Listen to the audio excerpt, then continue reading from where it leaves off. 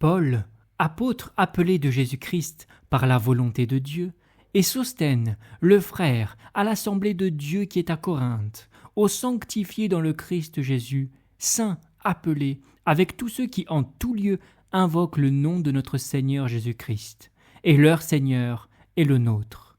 Grâce et paix à vous, de la part de Dieu notre Père et du Seigneur Jésus-Christ. Je rends toujours grâce à mon Dieu pour vous, à cause de la grâce de Dieu qui vous a été donnée dans le Christ Jésus.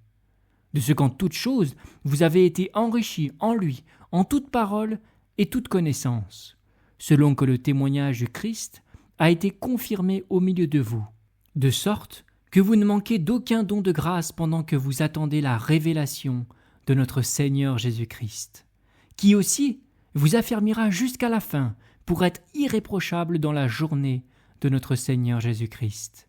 Dieu, par qui vous avez été appelés à la communion de son Fils Jésus-Christ, notre Seigneur est fidèle. Or, je vous exhorte, frères, par le nom de notre Seigneur Jésus-Christ, à parler tous un même langage, et à ce qu'il n'y ait pas de division parmi vous, mais que vous soyez parfaitement unis dans un même sentiment et dans un même avis. Car, mes frères, il m'a été dit de vous, par ceux qui sont de chez Chloé, qu'il y a des dissensions parmi vous. Or, voici ce que je dis. C'est que chacun de vous dit « Moi, je suis de Paul, et moi d'Apollos, et moi de Céphas, et moi de Christ. » Le Christ est-il divisé? Paul a-t-il été crucifié pour vous? Ou avez-vous été baptisé pour le nom de Paul? Je rends grâce à Dieu de ce que je n'ai baptisé aucun de vous, sinon Crispus et Gaius, afin que personne ne dise que j'ai baptisé pour mon nom. J'ai bien aussi baptisé la maison de Stéphanas. Du reste, je ne sais pas si j'ai baptisé quelqu'un d'autre, car Christ ne m'a pas envoyé pour baptiser, mais évangéliser, non point avec sagesse de parole, afin que la croix du Christ ne soit pas rendue vaine, car la parole de la croix est folie pour ceux qui périssent, mais à nous, qui obtenons le salut, elle est la puissance de Dieu, car il est écrit « Je détruirai la sagesse des sages, et j'annulerai l'intelligence des intelligents. Où est le sage? Où est le scribe? Où est le disputeur de ce siècle? Dieu n'a-t-il pas fait de la sagesse du monde une folie? Car, puisque dans la sagesse de Dieu, le monde par la sagesse n'a pas connu Dieu, il a plu à Dieu, par la folie de la prédication, de sauver ceux qui croient. Puisque les Juifs demandent des miracles, et que les Grecs recherchent la sagesse, mais nous prêchons Christ crucifié, aux Juifs occasion de chute, aux nations folie, mais à ceux qui sont appelés, et Juifs et Grecs, Christ, la puissance de Dieu et la sagesse de Dieu, parce que la folie de Dieu est plus sage que les hommes, et que la faiblesse de Dieu est plus forte que les hommes.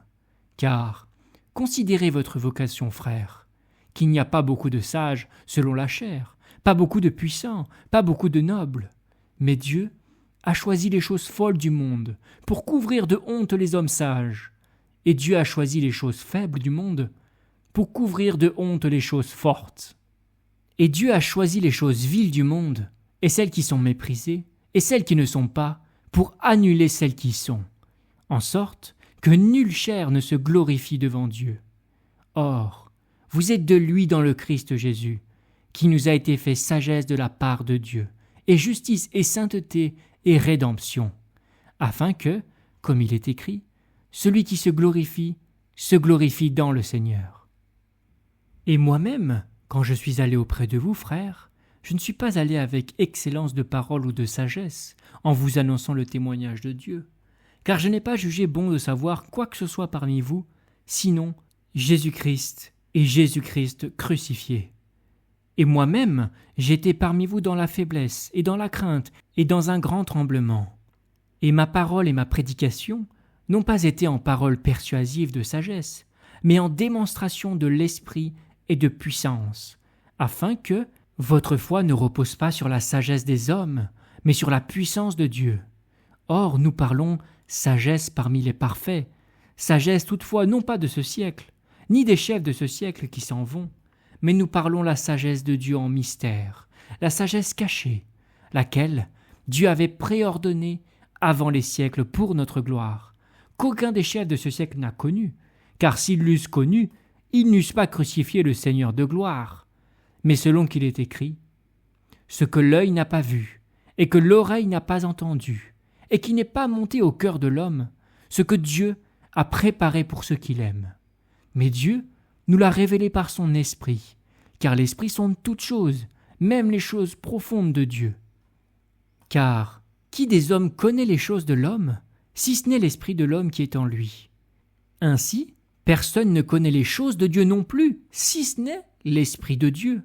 Mais nous avons reçu non l'Esprit du monde, mais l'Esprit qui est de Dieu, afin que nous connaissions les choses qui nous ont été librement données par Dieu, desquelles aussi nous parlons, non point en parole enseignée de sagesse humaine, mais en parole enseignée de l'Esprit, communiquant des choses spirituelles par des moyens spirituels.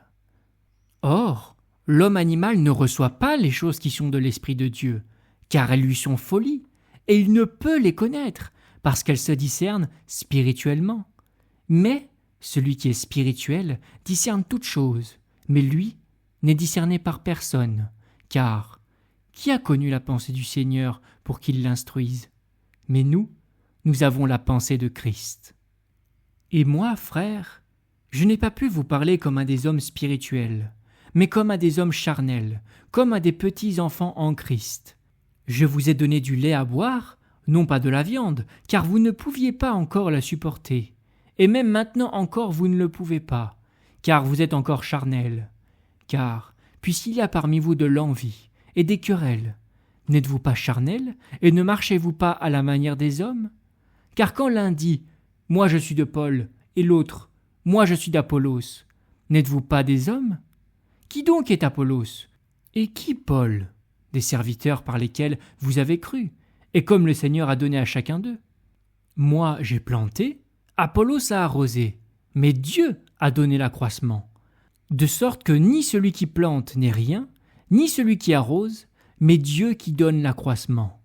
Or, celui qui plante et celui qui arrose sont un, mais chacun recevra sa propre récompense selon son propre travail. Car nous sommes collaborateurs de Dieu, vous êtes le labourage de Dieu, l'édifice de Dieu.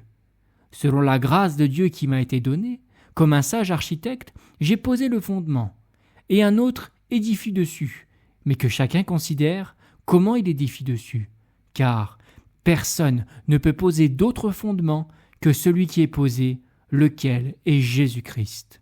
Or, si quelqu'un édifie sur ce fondement de l'or, de l'argent, des pierres précieuses, du bois, du foin, du chaume, l'ouvrage de chacun sera rendu manifeste, car le jour le fera connaître, parce qu'il est révélé en feu. Et quel est l'ouvrage de chacun? Le feu l'éprouvera. Si l'ouvrage de quelqu'un qui l'aura édifié dessus demeure, il recevra une récompense. Si l'ouvrage de quelqu'un vient à être consumé, il en éprouvera une perte, mais lui-même il sera sauvé, toutefois, comme à travers le feu. Ne savez-vous pas que vous êtes le temple de Dieu, et que l'Esprit de Dieu habite en vous? Si quelqu'un corrompt le temple de Dieu, Dieu le détruira, car le temple de Dieu est saint, et tel vous êtes. Que personne ne s'abuse soi-même. Si quelqu'un parmi vous a l'air d'être sage dans ce siècle, qu'il devienne fou, afin de devenir sage. Car la sagesse de ce monde est folie devant Dieu, car il est écrit « Celui qui prend les sages dans leur ruse, et encore, le Seigneur connaît les raisonnements des sages, qu'ils sont vains. » Que personne donc ne se glorifie dans les hommes, car toutes choses sont à vous, soit Paul, soit Apollos, soit Céphas, soit monde, soit vie, soit mort, soit choses présentes, soit choses à venir, toutes choses sont à vous, et vous à Christ, et Christ à Dieu. Que tout homme pense ainsi à notre égard, qu'il nous tienne pour des serviteurs de Christ et pour des administrateurs des mystères de Dieu. Au reste, ce qui est requis dans des administrateurs, c'est qu'un homme soit trouvé fidèle. Mais il m'importe fort peu, à moi, que je sois jugé par vous, ou de jugement d'homme, et même je ne me juge pas moi-même. Car je n'ai rien sur ma conscience, mais par là, je ne suis pas justifié, mais celui qui me juge, c'est le Seigneur. Ainsi, ne jugez rien avant le temps, jusqu'à ce que le Seigneur vienne, qui aussi mettra en lumière les choses cachées des ténèbres, et qui manifestera les conseils des cœurs. et alors chacun recevra sa louange de la part de Dieu. Or, frères, j'ai tourné ceci sur moi et sur Apollos à cause de vous, afin qu'en nous, vous appreniez à ne pas élever vos pensées au-dessus de ce qui est écrit, afin que vous ne vous enfliez pour l'un contre un autre. Car qui est-ce qui met la différence entre toi et un autre? Et qu'as-tu que tu n'aies reçu? Et si aussi tu l'as reçu, pourquoi te glorifies-tu comme si tu ne l'avais pas reçu? Déjà vous êtes rassasiés, déjà vous êtes riches, vous avez régné sans nous, et je voudrais bien que vous régnassiez, afin que nous aussi, nous régnassions avec vous. Car je pense que Dieu nous a produits les derniers sur la scène, nous les apôtres, comme des gens voués à la mort, car nous avons été faits un spectacle pour le monde, et pour les anges, et pour les hommes. Nous sommes fous pour l'amour de Christ, mais vous êtes sages en Christ, nous sommes faibles, mais vous forts, vous en honneur, mais nous dans le mépris. Jusqu'à cette heure nous souffrons, et la faim et la soif, et nous sommes nus, et nous sommes souffletés, et nous sommes sans demeure fixe. Et nous prenons de la peine, travaillant de nos propres mains. Injuriés, nous bénissons. Persécutés, nous le supportons. Calomniés, nous supplions. Nous sommes devenus comme les balayures du monde, et le rebut de tout jusqu'à maintenant. Ce n'est pas pour vous faire honte que j'écris ces choses, mais je vous avertis comme mes enfants bien-aimés. Car quand vous auriez 10 000 maîtres dans le Christ, vous n'avez cependant pas beaucoup de pères, car moi, je vous ai engendré dans le Christ Jésus par l'Évangile. Je vous supplie donc d'être mes imitateurs. C'est pourquoi je vous ai envoyé Timothée, qui est mon enfant bien-aimé et qui est fidèle dans le Seigneur. Il vous fera souvenir de mes voies en Christ, selon que j'enseigne partout dans chaque assemblée. Or, quelques-uns se sont enflés d'orgueil, comme si je ne devais pas aller vers vous, mais j'irai bientôt vers vous, si le Seigneur le veut. Et je connaîtrai, non la parole de ceux qui se sont enflés, mais la puissance, car le royaume de Dieu n'est pas en parole, mais en puissance. Que voulez-vous? Que j'aille vers vous avec la verge, ou avec amour et un esprit de douceur? On entend dire partout qu'il y a de la fornication parmi vous, et une fornication telle qu'elle n'existe pas même parmi les nations, de sorte que quelqu'un aurait la femme de son père. Et vous êtes enflés d'orgueil, et vous n'avez pas plutôt mené deuil, afin que celui qui a commis cette action fût ôté du milieu de vous. Car, pour moi, étant absent de corps mais présent en esprit, j'ai déjà, comme présent jugé, vous et mon esprit étant assemblés avec la puissance de notre Seigneur Jésus-Christ, de livrer, au nom de notre Seigneur Jésus-Christ, celui qui a ainsi commis cette action. J'ai jugé, dis-je, de livrer un tel homme à Satan pour la destruction de la chair, afin que l'esprit soit sauvé dans la journée du Seigneur Jésus. Votre venterie n'est pas bonne. Ne savez-vous pas qu'un peu de levain fait lever la pâte tout entière? Ôtez le vieux levain, afin que vous soyez une nouvelle pâte, comme vous êtes sans levain. Car aussi notre Pâque, Christ, a été sacrifié.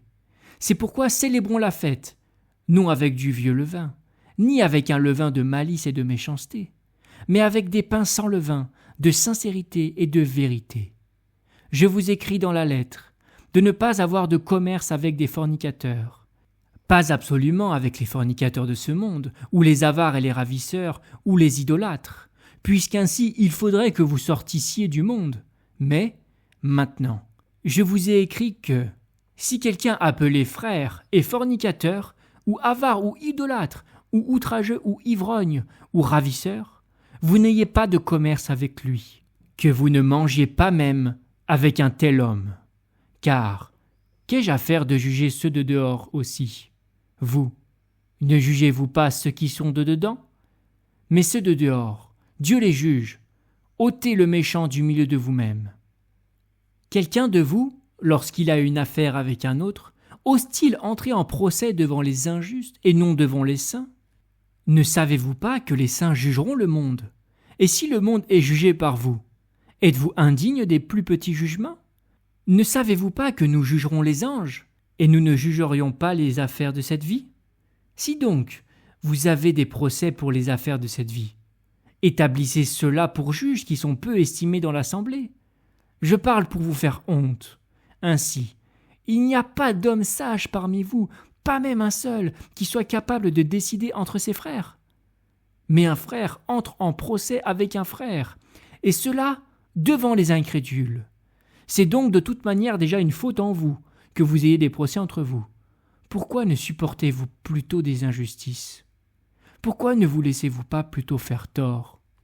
Mais vous faites des injustices et vous faites tort, et cela à vos frères. Ne savez-vous pas que les injustes n'hériteront point du royaume de Dieu? Ne vous y trompez pas, ni fornicateurs, ni idolâtres, ni adultères, ni efféminés, ni ceux qui abusent d'eux-mêmes avec des hommes, ni voleurs, ni avares, ni ivrognes, ni outrageux, ni ravisseurs n'hériteront du royaume de Dieu. Et quelques-uns de vous, vous étiez tels, mais vous avez été lavés, mais vous avez été justifiés au nom du Seigneur Jésus et par l'Esprit de notre Dieu.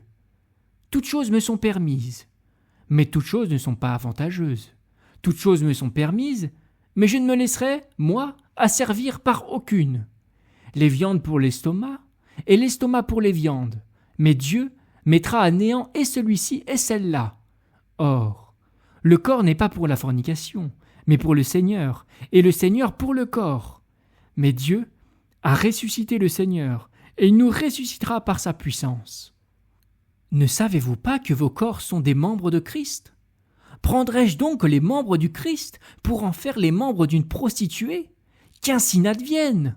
Ne savez-vous pas que celui qui est uni à une prostituée est un seul corps avec elle? Car les deux, dit-il, seront une seule chair. Mais celui qui est uni au Seigneur est un seul esprit avec lui. Fuyez la fornication. Quelque péché que l'homme commette, il est hors du corps. Mais le fornicateur pêche contre son propre corps. Ne savez-vous pas que votre corps est le temple du Saint-Esprit qui est en vous, et que vous avez de Dieu? Et vous n'êtes pas à vous-même, car vous avez été achetés à prix. Glorifiez donc Dieu dans votre corps. Or, pour ce qui est des choses au sujet desquelles vous m'avez écrit, il est bon à l'homme de ne pas toucher de femme, mais, à cause de la fornication, que chacun ait sa propre femme, et que chaque femme ait son mari à elle. Que le mari rende à la femme ce qui lui est dû, et pareillement aussi à la femme au mari. La femme ne dispose pas de son propre corps, mais le mari, et pareillement aussi le mari ne dispose pas de son propre corps, mais la femme. Ne vous privez pas l'un l'autre, à moins que ce ne soit d'un consentement mutuel pour un temps, afin que vous vaquiez à la prière, et que vous vous trouviez de nouveau ensemble, afin que Satan ne vous tente pas à cause de votre incontinence. Or, je dis ceci par indulgence, non comme commandement. Mais je voudrais que tous les hommes fussent comme moi. Toutefois, chacun a son propre don de grâce de la part de Dieu, l'un d'une manière et l'autre d'une autre. Or, je dis à ceux qui ne sont pas mariés et aux veuves qu'il leur est bon de demeurer comme moi. Mais, s'ils ne savent pas garder la continence, qu'ils se marient, car il vaut mieux se marier que de brûler. Mais quant à ceux qui sont mariés, je leur enjoins non pas moi, mais le Seigneur, que la femme ne soit pas séparée du mari. Et si elle est séparée, qu'elle demeure sans être mariée, ou qu'elle se réconcilie avec son mari. Et que le mari n'abandonne pas sa femme. Mais quant aux autres, je dis moi, non pas le Seigneur, si quelque frère a une femme incrédule, et qu'elle veuille habiter avec lui, qu'il ne l'abandonne pas. Et si une femme a un mari incrédule, et qu'il veuille habiter avec elle, qu'elle n'abandonne pas son mari.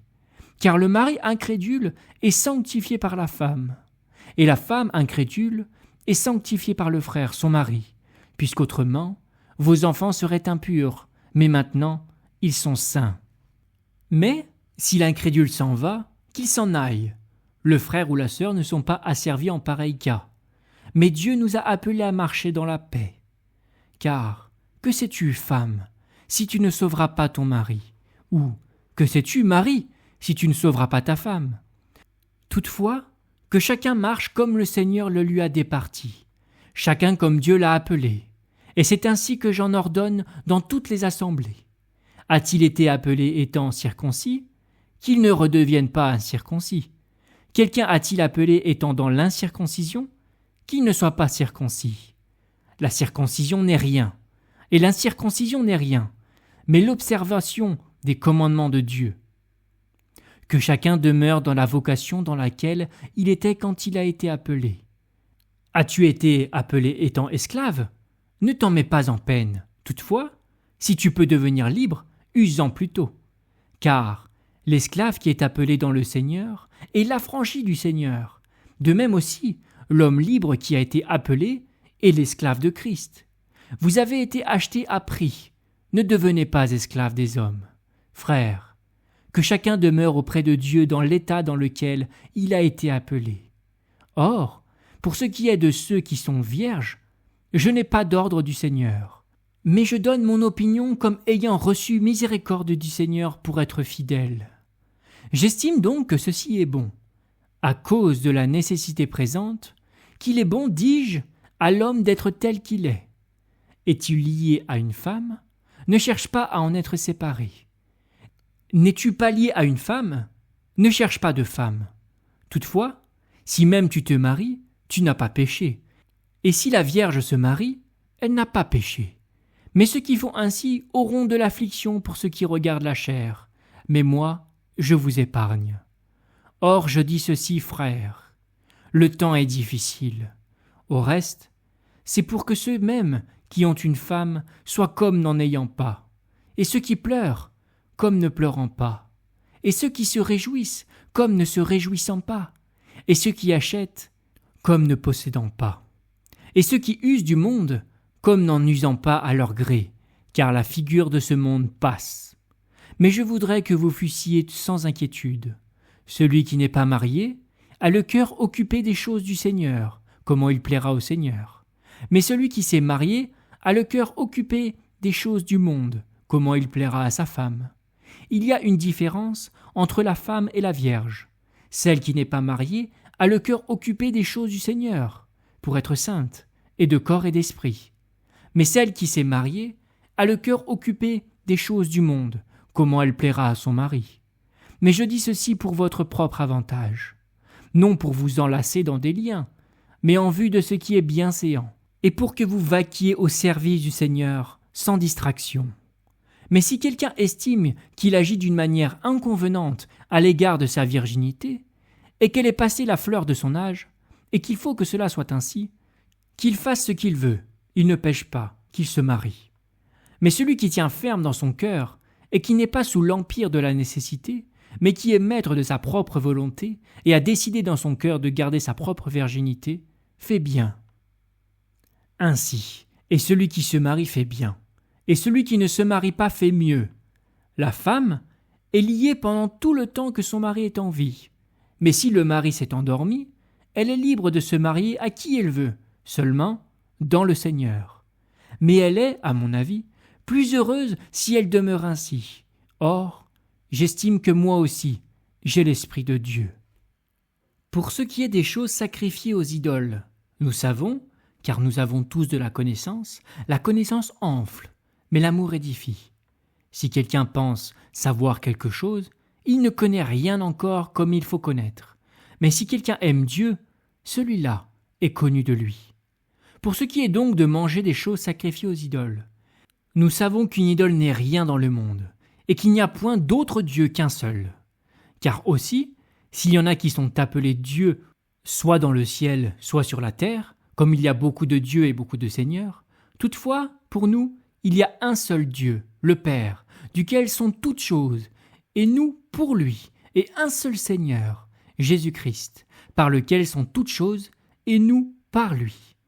Toutefois, la connaissance n'est pas en tous, mais quelques-uns, ayant jusqu'à maintenant conscience de l'idole, mangent des choses comme sacrifiées aux idoles, et leur conscience, étant faible, en est souillée. Or, la viande ne nous recommande pas à Dieu. Si nous ne mangeons pas, nous n'avons pas moins. Et si nous mangeons, nous n'avons rien de plus. Mais prenez garde que cette liberté que vous avez ne devienne pas une pierre d'achoppement pour les faibles. Car si quelqu'un te voit, toi, qui as de la connaissance, assis à table dans un temple d'idoles, sa conscience à lui, qui est faible, ne sera-t-elle pas enhardie à manger les choses sacrifiées à l'idole ? et celui qui est faible, le frère pour lequel Christ est mort, périra par ta connaissance. Or, en péchant ainsi contre les frères, et en blessant leur conscience qui est faible, vous péchez contre Christ. C'est pourquoi, si la viande est une occasion de chute pour mon frère, je ne mangerai pas de chair à jamais, pour ne pas être une occasion de chute pour mon frère. Ne suis-je pas libre? Ne suis-je pas apôtre? N'ai-je pas vu Jésus notre Seigneur? N'êtes-vous pas, vous, mon ouvrage dans le Seigneur? Si je ne suis pas apôtre pour d'autres, je le suis pour vous du moins, car vous êtes le sceau de mon apostolat dans le Seigneur. C'est ici ma défense auprès de ceux qui m'interrogent. N'avons-nous pas le droit de manger et de boire? N'avons-nous pas le droit de mener avec nous une sœur comme femme, comme font aussi les autres apôtres et les frères du Seigneur et Céphas? N'y a-t-il que moi et Barnabas qui n'ayons pas le droit de ne pas travailler? Qui jamais va à la guerre à ses propres dépens? Qui plante une vigne et n'en mange pas le fruit? Ou qui paie un troupeau et ne mange pas du lait du troupeau? Est-ce que je dis ces choses selon l'homme? Ou la loi aussi ne dit-elle pas ces choses? Car dans la loi de Moïse il est écrit « Tu n'en muselleras pas le bœuf qui foule le grain ». Dieu s'occupe-t-il des bœufs? Ou parle-t-il entièrement pour nous? Car c'est pour nous que cela est écrit, que celui qui laboure doit labourer avec espérance, et que celui qui foule le grain doit le fouler dans l'espérance d'y avoir part. Si nous avons semé pour vous des biens spirituels, est-ce beaucoup que nous moissonnions de vos biens charnels? Si d'autres ont part à ce droit sur vous, ne l'avons-nous pas bien plus? Mais nous n'avons pas usé de ce droit, mais nous supportons tout, afin de ne mettre aucun obstacle à l'évangile du Christ. Ne savez-vous pas que ceux qui s'emploient aux choses sacrées mangent de ce qui vient du temple? Que ceux qui servent à l'autel ont leur part de l'autel? De même aussi, le Seigneur a ordonné à ceux qui annoncent l'Évangile de vivre de l'Évangile. Mais moi, je n'ai usé d'aucune de ces choses, et je n'ai pas écrit ceci afin qu'il en soit fait ainsi à mon égard, car il serait bon pour moi de mourir plutôt que de voir quelqu'un anéantir ma gloire. Car si j'évangélise, je n'ai pas de quoi me glorifier, car c'est une nécessité qui m'est imposée. Car malheur à moi si je n'évangélise pas. Car si je fais cela volontairement, j'en ai un salaire.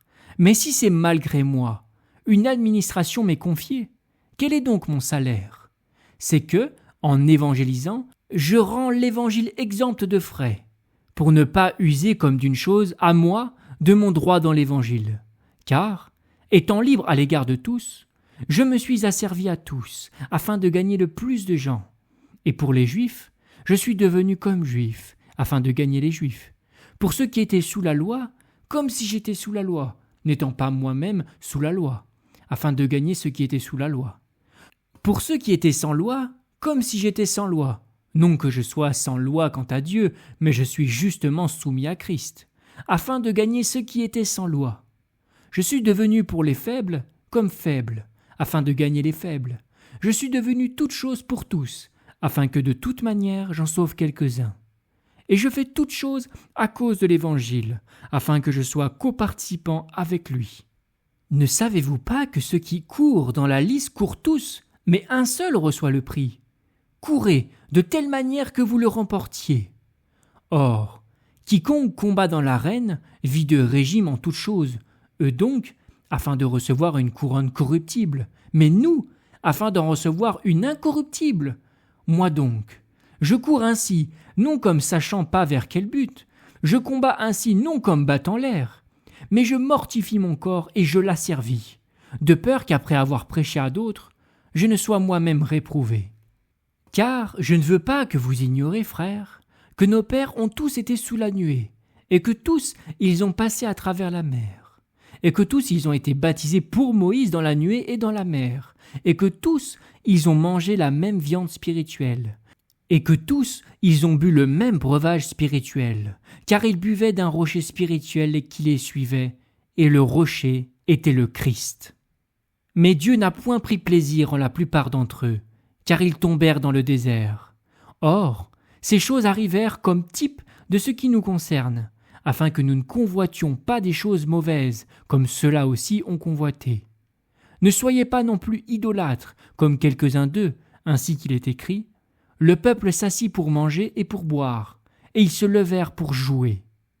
Ne commettons pas non plus la fornication, comme quelques-uns d'eux ont commis la fornication, et il en est tombé en un seul jour 23 000. Ne tentons pas non plus le Christ, comme quelques-uns d'eux l'ont tenté et ont péri par les serpents. Ne murmurez pas non plus, comme quelques-uns d'eux ont murmuré et ont péri par le destructeur. Or, toutes ces choses leur arrivèrent comme type, et elles ont été écrites pour nous servir d'avertissement, à nous, que les fins des siècles ont atteint. Ainsi, que celui qui croit être debout prenne garde qu'il ne tombe. Aucune tentation ne vous est survenue qui n'ait été une tentation humaine. Et Dieu est fidèle, qui ne permettra pas que vous soyez tentés au-delà de ce que vous pouvez supporter. Mais, avec la tentation, il fera aussi l'issue, afin que vous puissiez la supporter. C'est pourquoi, mes bien-aimés, fuyez l'idolâtrie. Je parle comme à des personnes intelligentes. Jugez vous-même de ce que je dis. La coupe de bénédiction que nous bénissons, n'est-elle pas la communion du sang de Christ ? Le pain que nous rompons, n'est-il pas la communion du corps du Christ ? Car nous qui sommes plusieurs sommes un seul pain, un seul corps, car nous participons à un seul et même pain. Considérez l'Israël selon la chair. Ceux qui mangent les sacrifices, n'ont-ils pas communion avec l'autel ? Que dis-je donc ? Que ce qui est sacrifié à une idole soit quelque chose ? Ou qu'une idole soit quelque chose ? Non. Mais que les choses que les nations sacrifient, elles les sacrifient à des démons et non pas à Dieu. Or, je ne veux pas que vous ayez communion avec les démons. Vous ne pouvez boire la coupe du Seigneur et la coupe des démons. Vous ne pouvez participer à la table du Seigneur et à la table des démons. Provoquons-nous le Seigneur à la jalousie ? Sommes-nous plus forts que lui ? Toutes choses sont permises, mais toutes choses ne sont pas avantageuses. Toutes choses sont permises, mais toutes choses n'édifient pas. Que personne ne cherche son propre intérêt, mais celui d'autrui. Mangez de tout ce qui se vend à la boucherie, sans vous enquérir de rien à cause de la conscience, car la terre est au Seigneur et tout ce qu'elle contient. Or, si quelqu'un des incrédules vous convie et que vous vouliez aller, mangez de tout ce qui est mis devant vous, sans vous enquérir de rien à cause de la conscience. Mais si quelqu'un vous dit « Ceci a été offert en sacrifice », n'en mangez pas, à cause de celui qui vous a averti et à cause de la conscience. Or, je dis, la conscience, non la tienne, mais celle de l'autre, car pourquoi ma liberté est-elle jugée par la conscience d'autrui ? Si moi, je participe avec action de grâce, pourquoi suis-je blâmé pour une chose dont moi je rends grâce ? Soit donc que vous mangiez, soit que vous buviez, ou quoi que vous fassiez, faites tout pour la gloire de Dieu. Ne devenez une cause d'achoppement ni aux Juifs, ni aux Grecs, ni à l'assemblée de Dieu.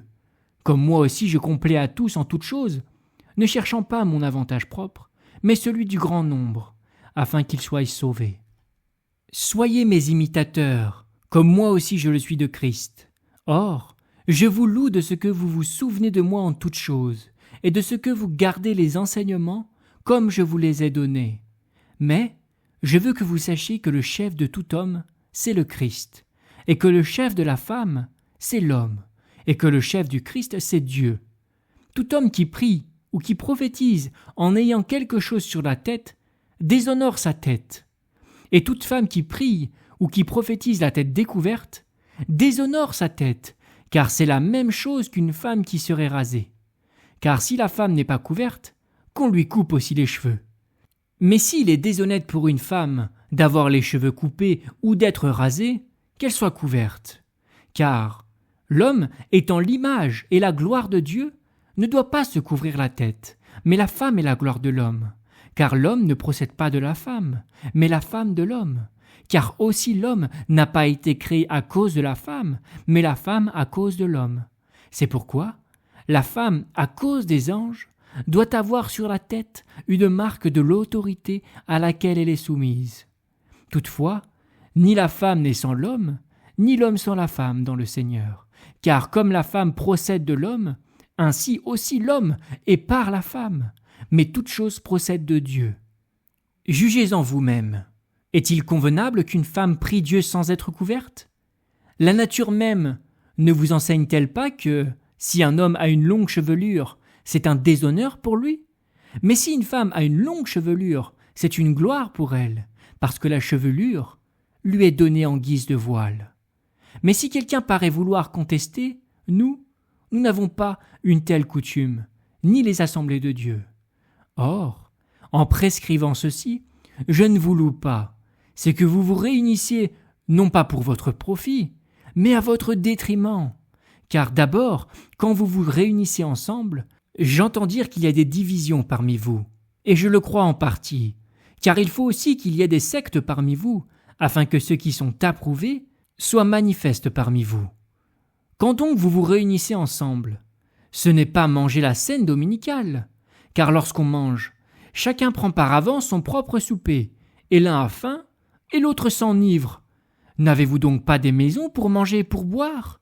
Ou méprisez-vous l'assemblée de Dieu, et faites-vous honte à ceux qui n'ont rien ? Que vous dirai-je ? Vous louerai-je ? En cela je ne vous loue pas, car moi, j'ai reçu du Seigneur ce qu'aussi je vous ai enseigné. C'est que le Seigneur Jésus, la nuit qu'il fut livré, prit du pain, et après avoir rendu grâce, il le rompit et dit « Ceci est mon corps, qui est pour vous. Faites ceci en mémoire de moi. » De même, il prit la coupe aussi, après le souper, en disant « Cette coupe est la nouvelle alliance en mon sang. Faites ceci, toutes les fois que vous la boirez, en mémoire de moi. Car toutes les fois que vous mangez ce pain et que vous buvez la coupe, vous annoncez la mort du Seigneur jusqu'à ce qu'il vienne. Ainsi quiconque mange le pain ou boit la coupe du Seigneur indignement sera coupable à l'égard du corps et du sang du Seigneur. Mais que chacun s'éprouve soi-même, et qu'ainsi il mange du pain et boive de la coupe.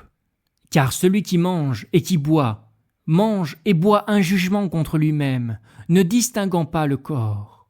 C'est pour cela que plusieurs sont faibles et malades parmi vous, et qu'un assez grand nombre dorment.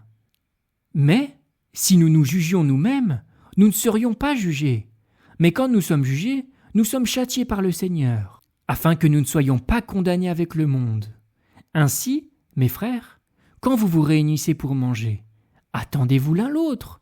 Si quelqu'un a faim, qu'il mange chez lui, afin que vous ne vous réunissiez pas pour être jugés. Or, quant aux autres points, je les réglerai quand j'irai vers vous. Or, pour ce qui est des manifestations spirituelles, frères, je ne veux pas que vous soyez ignorants. Vous savez que, quand vous étiez gens des nations, vous étiez entraînés vers les idoles muettes, selon que vous étiez menés.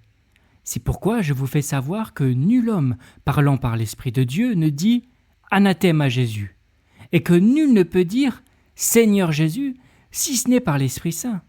Or, il y a diversité de dons de grâce, mais le même Esprit. Et il y a diversité de services, et le même Seigneur. Et il y a diversité d'opérations, mais le même Dieu qui opère tout en tous. À chacun est donnée la manifestation de l'Esprit en vue de l'utilité.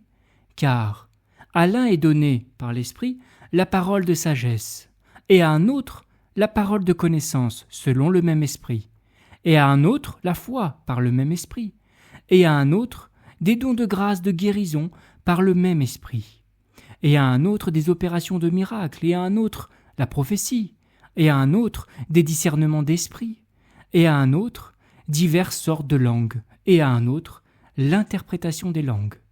Mais le seul et même Esprit opère toutes ces choses, distribuant à chacun en particulier comme il lui plaît. Car, de même que le corps est un, et qu'il a plusieurs membres, mais que tous les membres du corps, quoiqu'ils soient plusieurs, sont un seul corps, ainsi aussi est le Christ. Car aussi nous avons tous été baptisés d'un seul esprit pour être un seul corps, soit juif, soit grec, soit esclave, soit homme libre, et nous avons tous été abreuvés pour l'unité d'un seul esprit. Car aussi le corps n'est pas un seul membre, mais plusieurs. Si le pied disait « Parce que je ne suis pas main, je ne suis pas du corps », est-ce qu'à cause de cela, il n'est pas du corps ? Et si l'oreille disait « Parce que je ne suis pas œil, je ne suis pas du corps », est-ce qu'à cause de cela, elle n'est pas du corps ? Si le corps tout entier était œil, où serait l'ouïe ? Si tout était ouïe, où serait l'odorat ? Mais maintenant, Dieu a placé les membres chacun d'eux dans le corps comme il l'a voulu. Or, si tous étaient un seul membre, où serait le corps? Mais maintenant, les membres sont plusieurs, mais le corps, un. L'œil ne peut pas dire à la main « Je n'ai pas besoin de toi », ou bien encore la tête aux pieds « Je n'ai pas besoin de vous ». Mais bien plutôt, les membres du corps qui paraissent être les plus faibles sont nécessaires. Et les membres du corps que nous estimons être les moins honorables, nous les environnons d'un honneur plus grand. Et nos membres qui ne sont pas décents sont les plus parés. Tandis que nos membres décents n'en ont pas besoin. Mais Dieu a composé le corps en donnant un plus grand honneur à ceux qui en manquaient, afin qu'il n'y ait point de division dans le corps, mais que les membres aient un égal soin les uns des autres. Et si un membre souffre, tous les membres souffrent avec lui. Si un membre est glorifié, tous les membres se réjouissent avec lui.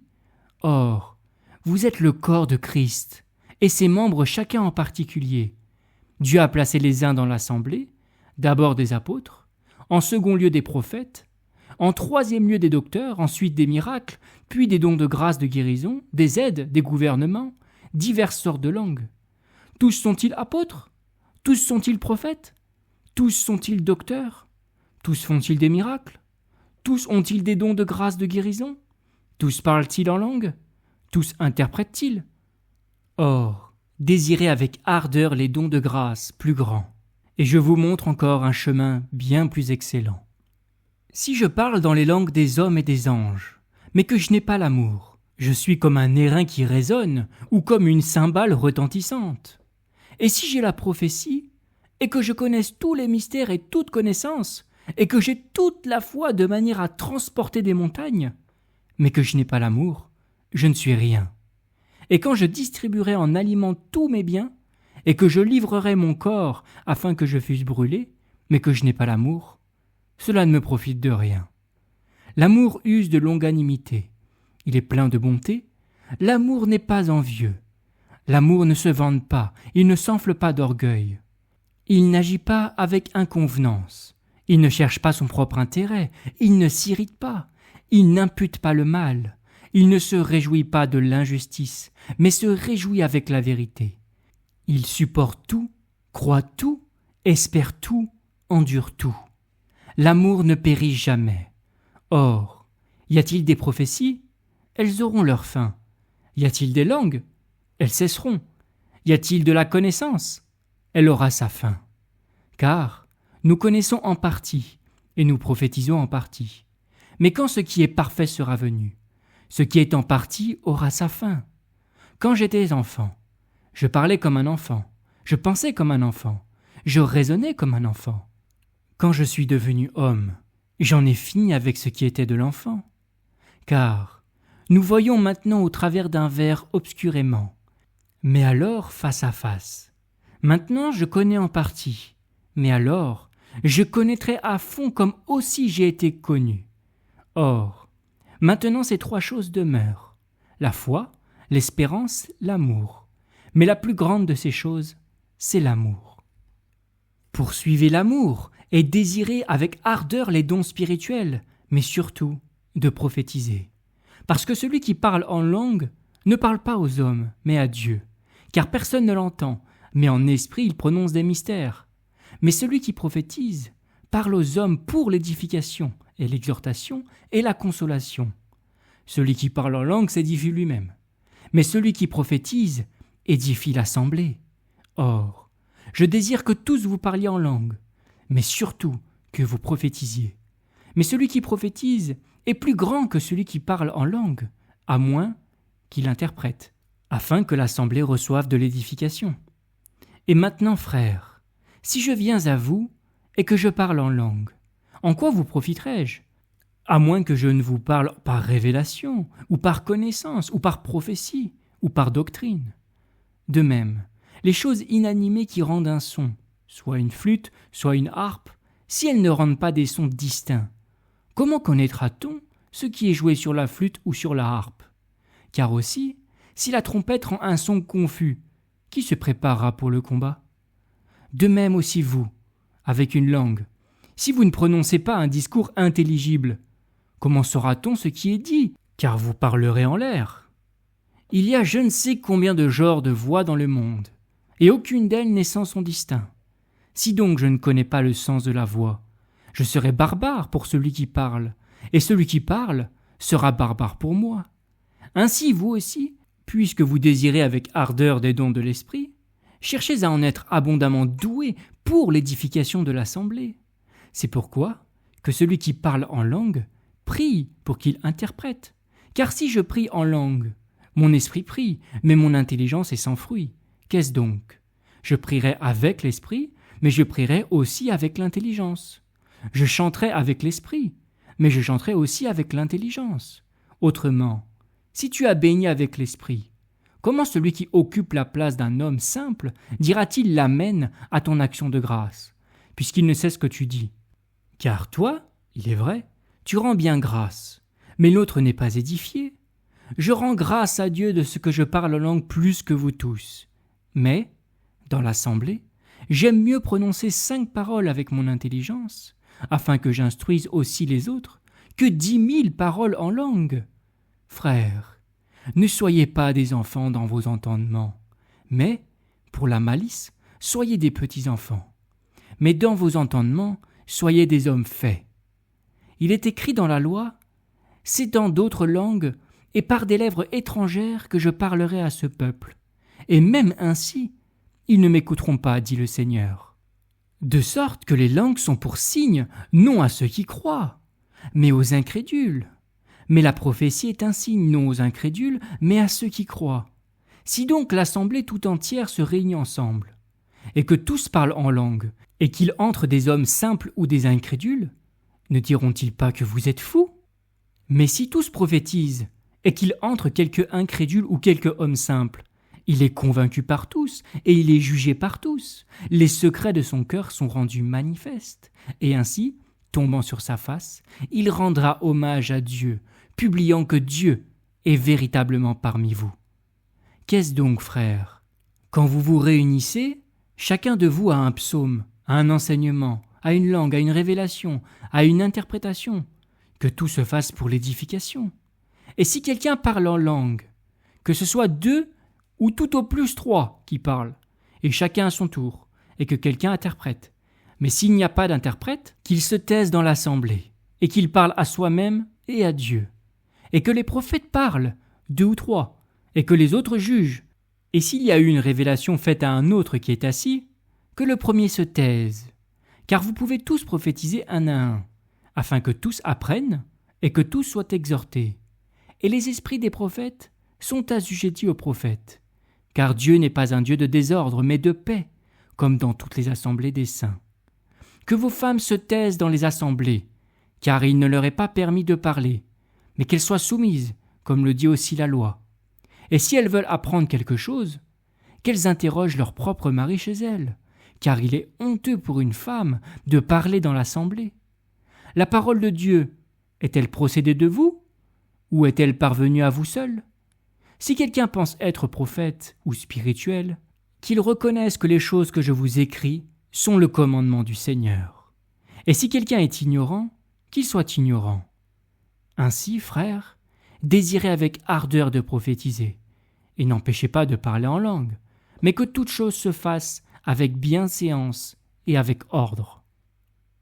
Or, je vous fais savoir, frères, l'évangile que je vous ai annoncé, que vous avez aussi reçu et dans lequel vous êtes, par lequel aussi vous êtes sauvés, si vous tenez ferme la parole que je vous ai annoncée, à moins que vous n'ayez cru en vain. Car je vous ai communiqué avant toute chose ce que j'ai aussi reçu, que Christ est mort pour nos péchés selon les Écritures, et qu'il a été enseveli, et qu'il a été ressuscité le 3e jour selon les Écritures, et qu'il a été vu de Céphas, puis des 12. Ensuite, il a été vu de plus de 500 frères à la fois, dont la plupart sont demeurés en vie jusqu'à présent, mais quelques-uns aussi se sont endormis. Ensuite, il a été vu de Jacques, puis de tous les apôtres, et, après tous, comme d'un avorton, il a été vu aussi de moi, car je suis le moindre des apôtres, moi qui ne suis pas digne d'être appelé apôtre parce que j'ai persécuté l'assemblée de Dieu. Mais, par la grâce de Dieu, je suis ce que je suis, Et sa grâce envers moi n'a pas été vaine, mais j'ai travaillé beaucoup plus que tous, non pas moi toutefois, mais la grâce de Dieu qui est avec moi. Soit donc moi, soit eux, nous prêchons ainsi, et vous avez cru ainsi. Or, si Christ est prêché qu'il a été ressuscité d'entre les morts, comment disent quelques-uns parmi vous qu'il n'y a pas de résurrection de mort? Mais s'il n'y a pas de résurrection de mort, Christ n'a pas été ressuscité non plus. Et si Christ n'a pas été ressuscité, notre prédiction donc est vaine aussi, et votre foi aussi est vaine. Et même nous sommes trouvés de faux témoins de Dieu, car nous avons rendu témoignage à l'égard de Dieu qu'il a ressuscité Christ, lequel il n'a pas ressuscité si réellement les morts ne ressuscitent pas. Car si les morts ne ressuscitent pas, Christ n'a pas été ressuscité non plus. Et si Christ n'a pas été ressuscité, votre foi est vaine, vous êtes encore dans vos péchés. Ceux donc aussi qui se sont endormis en Christ ont péri. Si pour cette vie seulement nous avons espérance en Christ, nous sommes plus misérables que tous les hommes.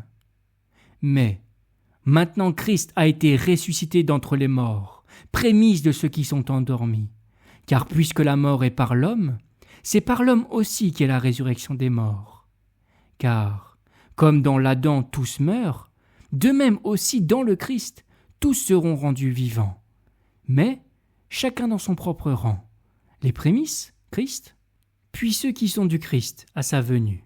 Ensuite la fin, quand il aura remis le royaume à Dieu le Père, quand il aura aboli toute principauté et toute autorité et toute puissance, car il faut qu'il règne jusqu'à ce qu'il ait mis tous les ennemis sous ses pieds. Le dernier ennemi qui sera aboli, c'est la mort, car il a assujetti toutes choses sous ses pieds. Or, quand il dit que toutes choses sont assujetties, il est évident que c'est à l'exclusion de celui qui lui a assujetti toutes choses. Mais quand toutes choses lui auront été assujetties, alors le Fils aussi lui-même sera assujetti à celui qui lui a assujetti toutes choses, afin que Dieu soit tout en tous. Autrement, que feront ceux qui sont baptisés pour les morts, si les morts ne ressuscitent absolument pas? Pourquoi aussi sont-ils baptisés pour eux? Pourquoi aussi nous, bravons-nous le péril à toute heure? Par votre confiance que j'ai dans le Christ Jésus notre Seigneur, je meurs chaque jour. Si vous parlez à la manière des hommes, j'ai combattu contre les bêtes à Éphèse. Quel profit en ai-je si les morts ne ressuscitent pas? Mangeons et buvons, car demain nous mourrons. Ne soyez pas séduits. Les mauvaises compagnies corrompent les bonnes mœurs. Réveillez-vous pour vivre justement, et ne péchez pas, car quelques-uns sont dans l'ignorance de Dieu. Je vous le dis à votre honte.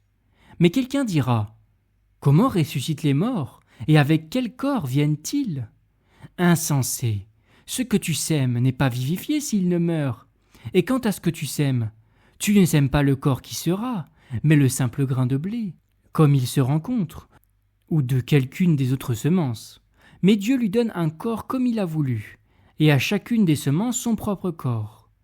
Toute chair n'est pas la même chair, mais autre est celle des hommes, autre la chair des bêtes, autre celle des oiseaux, autre celle des poissons. Et il y a des corps célestes et des corps terrestres, mais différente est la gloire des célestes, et différente celle des terrestres. Autre la gloire du soleil, et autre la gloire de la lune, et autre la gloire des étoiles, car une étoile diffère d'une autre étoile en gloire. Ainsi aussi est la résurrection des morts. Il est semé en corruption, il ressuscite en incorruptibilité. Il est semé en déshonneur, il ressuscite en gloire. Il est semé en faiblesse, il ressuscite en puissance. Il est semé corps animal, il ressuscite corps spirituel. S'il y a un corps animal, il y en a aussi un spirituel. C'est ainsi aussi qu'il est écrit « Le premier homme, Adam, devint une âme vivante. Le dernier Adam, un esprit vivifiant. Mais ce qui est spirituel n'est pas le premier, mais ce qui est animal. Ensuite, ce qui est spirituel. Le premier homme est tiré de la terre, poussière.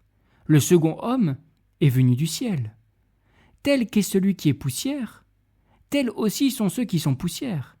Et tel qu'est le céleste, tels aussi sont les célestes. Et comme nous avons porté l'image de celui qui est poussière, nous porterons aussi l'image du céleste. Or, je dis ceci, frères, que la chair et le sang ne peuvent pas hériter du royaume de Dieu, et que la corruption non plus n'hérite pas de l'incorruptibilité. Voici, je vous dis un mystère. Nous ne nous endormirons pas tous, mais nous serons tous changés, en un instant, en un clin d'œil, à la dernière trompette, car la trompette sonnera, et les morts seront ressuscités incorruptibles, et nous serons changés. Car il faut que ce corruptible revête l'incorruptibilité, et que ce mortel revête l'immortalité. Or, quand ce corruptible aura revêtu l'incorruptibilité, et que ce mortel aura revêtu l'immortalité, alors s'accomplira la parole qui est écrite. La mort a été engloutie en victoire. Où est, ô mort, ton aiguillon? Où est, ô mort, ta victoire? Or, l'aiguillon de la mort, c'est le péché, et la puissance du péché, c'est la loi. Mais grâce à Dieu, qui nous donne la victoire par notre Seigneur Jésus-Christ. Ainsi, mes frères bien-aimés, soyez fermes, inébranlables, abondant toujours dans l'œuvre du Seigneur, sachant que votre travail n'est pas vain dans le Seigneur. Or, pour ce qui est de la collecte qui se fait pour les saints, comme j'en ai ordonné aux assemblées de Galatie, ainsi faites vous aussi. Que chaque premier jour de la semaine, chacun de vous mette à part chez lui, accumulant selon qu'il aura prospéré, afin que, lorsque je serai arrivé, il ne se fasse pas alors de collecte.